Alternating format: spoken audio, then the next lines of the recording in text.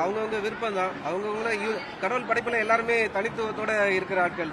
அவங்க மனசுல என்ன இறங்குதோ அது அவங்க அது மக்களுக்கு நல்லதா மாறணுன்றது தான் கடைசியா. அது நல்லதா மாறும் நம்ம நம்புவோம்.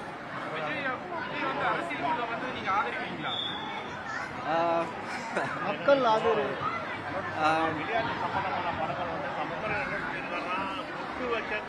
அந்த பாட்டை வச்சா படத்தை இது பண்ணியிருக்காங்க.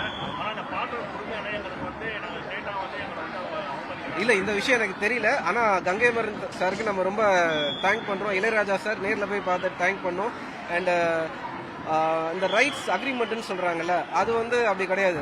மியூசிக் போட்டவங்களுக்கு எப்போவுமே அது போயிட்டே தான் இருக்கணும். ஏன்னா அது வந்து அவங்க கிட்டேருந்து ஒன்று வந்திருக்கு.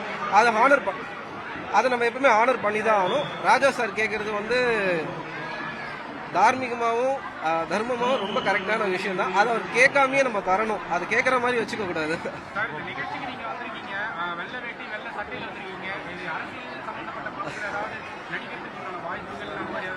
இல்லை, இது சிலம்பம் போட்டி. அருணன் அண்ணன் நம்ம அண்ணன் எனக்கு வந்து ஃபேமிலி ஃபங்க்ஷன் எப்பவுமே மோஸ்ட்லி நான் ஒயிட் அண்ட் ஒயிட் தான். முதல்ல ஒரு டைமில் ஃபுல்லாக பிளாக்ல சுற்றிட்டு இருந்தேன். இப்போ சமீபமாக ஒயிட் ரொம்ப பிடிக்குது, அதனால ஒயிட்ல இருக்கிறேன். வேற ஒன்றும் இல்லை. அரசியல் கேள்விதான்.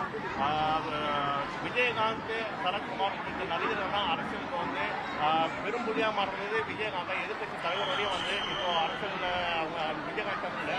இப்போ விஜய் வந்திருக்காரு. இப்போ இருக்கக்கூடிய அரசியல் சூழ்நிலையில் வந்து விஜய் வந்து தாக்கு பிடிப்பார்னு நினைக்கிறீங்க?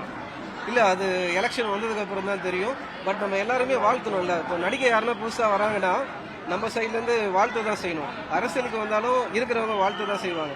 அது ஜனங்க முடிவு பண்ணுவாங்க. அது அந்த நேரத்தில் நடக்கும். பட் எல்லாருக்குமே வந்து ஆரோக்கியமாக இருக்கணும். எல்லாரும் எல்லாமே பண்ணலாம்ல. காற்றும் மழையும் வெயிலும் எல்லாருக்காக தான். அது யாருக்கும் நம்ம சொல்ல முடியாது. இயற்கை யாரை எங்கே எடுத்துகிட்டு வரதுன்னு கடவுளுக்கு மட்டும் தான் தெரியும். நமக்கு அது